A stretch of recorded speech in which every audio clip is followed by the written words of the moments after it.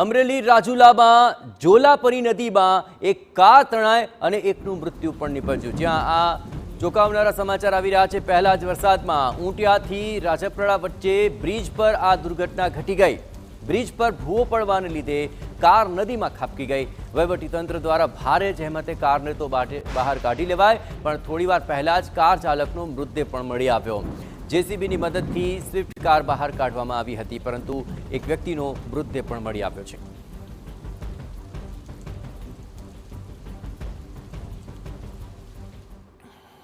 રાજુલા તાલુકાના રાજપરા ગામ નજીક જે કાર જોલાપુર નદીમાં તણાઈ છે, હું આપને સીધા દ્રશ્યો બતાવીશ। તંત્ર દ્વારા કારને બહાર કાઢી લેવામાં આવી છે। તંત્ર દ્વારા જે રીતે રેસ્ક્યુ ઓપરેશન હાથ ધરવામાં આવ્યું હતું, જેસીબીની મદદથી મામલતદાર, ટીડીઓ અને સ્થાનિક આસપાસના ગામડાના લોકોની મદદથી આ કાર છે તેમને બહાર કાઢવામાં આવી છે। જેસીબીથી બાંધીને આ કાર છે તેમને બહાર કાઢવામાં આવી છે। જે પ્રકારે તંત્ર કામગીરી કરી રહ્યું છે, છેલ્લા 2 થી 2.5 કલાકથી આ કામગીરી છે તે હાથ ધરવામાં આવી છે અને કાર છે તે બ્રિજમાં ફસાઈ હતી, જેના કારણે તેમને કાઢવી ઘણી મુશ્કેલ હતી। પરંતુ જે પ્રકારે ધસમસતો પ્રવાહ હતો ને જેમાં કાર છે તે બ્રિજની નીચે ફસાઈ હતી ને, જોકે તંત્ર દ્વારા આ બ્રિજ છે તે તેમને તોડી પાડવામાં આવ્યો છે ને ત્યારબાદ જે કાર છે તે બહાર કાઢવામાં આવી છે। આપને હું દ્રશ્યો બતાવીશ એક્સક્લુઝિવ, આ TV9 પર જોઈ શકો છો કાર જે કેવી રીતે બહાર કાઢવામાં આવી રહી છે તે દ્રશ્યો છે તે સામે આવી રહ્યા છે। જે પ્રકારે તંત્ર દ્વારા આ કાર છે તેમને બહાર કાઢી લેવામાં આવી છે। જયદેવ કાઠી, TV9 રાજપરા।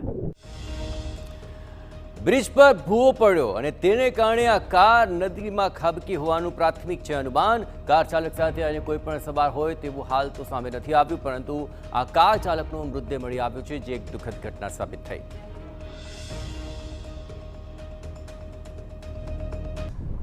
રાજપરા ગાંજાવદર રોડ ઉપર આ પુલ આવેલો છે। પુલમાં કાલે ભારે વરસાદના હિસાબે પુલ ઉપરથી પાણી જતું હતું અને પુલ ઉપર પાણી જતું હતું। વહેલી સવારમાં અહીંથી ગાંજાવદરથી રાજપરા થઈને રાજુલા વ્યક્તિ જતા હતા કાર લઈને। પુલ વચમાંથી કાર નીકળી ગઈ છે, જેના હિસાબે પુલ પસાર કરતા ગાડી ત્યાં બેસી ગયેલી છે।